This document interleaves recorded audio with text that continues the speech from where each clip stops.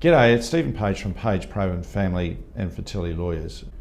So recently, with all the focus on Greece and the surrogacy disaster there with Mediterranean Fertility Institute, the media has written a lot, broadcast a lot about surrogacy.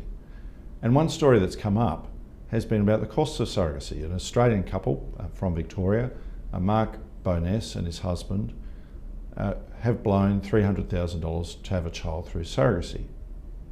So the first thing that immediately leaps out, well, why didn't they do it at home? And the reality is that most Australian intended parents undertake surrogacy overseas. And there's a variety of reasons for that, but one of those is availability of surrogates. We just have a shortage. And in broad terms, for every child born in Australia via surrogacy, four are born overseas. So 4 to 1, or put another way, 1 in 5 are born in Australia, about 20%. So 80% go overseas. I think that number really illustrates the scale of the problem. Most have to go overseas if they want to get there because they can't find a local surrogate, much as they'd prefer to do it here. So this couple, Mark Bowness and his husband, spent $300,000. You go, how on earth could you spend that kind of money? Well, they started off going to Mexico and they spent $60,000 going there, and then the embryos didn't work. It was a bust. So it took them a while to regroup, and they were a bit sore and sorry for themselves, and then decided to go to the US, and in the process spent about another $250,000 Australian. These numbers aren't a surprise to me. If you're going to the US at the moment, then you're looking at about $300,000 for the costs of your surrogacy journey for one child. Mexico, as I say in another video about trending surrogacy destinations, is a trending surrogacy destination. But a problem in going to any developing country or post-Soviet country is the quality of IVF. Don't assume that the quality of IVF is going to be at Australian standards. It may or may not be. Recently, I spoke at the International Surrogacy Forum in Copenhagen, and an academic from Africa I respect very much said that the quality of IVF in Africa is as good as that anywhere else in the world. And without criticising her chief point, that certainly wasn't the experience of clients of mine who tried to send their embryos from an Australian clinic to an African clinic. And the Australian clinic didn't want to send the embryos until they knew that the clinic overseas in Africa was a safe place for the embryos to go. What's your registration, they asked. Well, of course we're registered. No. You say on your website that you're registered with, and from recollection it was ESHRI, which is the European Society for Human Reproduction and Endocrinology. It's basically the equivalent of the Fertility Society of Australia and New Zealand, but for Europe. And here they were in Africa with that registration. Okay, show us your registration. The registration was 3 years out of date. The Australian clinic refused to send the embryos. It wasn't going to put its reputation on the line.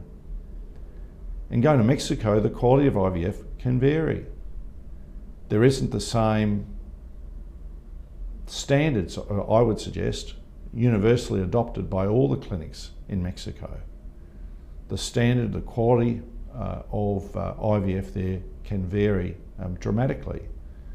And it's really hard unless you know people you can trust, who can then refer you to clinics that are good, and even then there's no guarantee of success as to whether it's going to work. By contrast, currently the US, it's about $300,000 or just under that for Australians to do surrogacy there for one child. And there've been a number of trends about why there's this cost.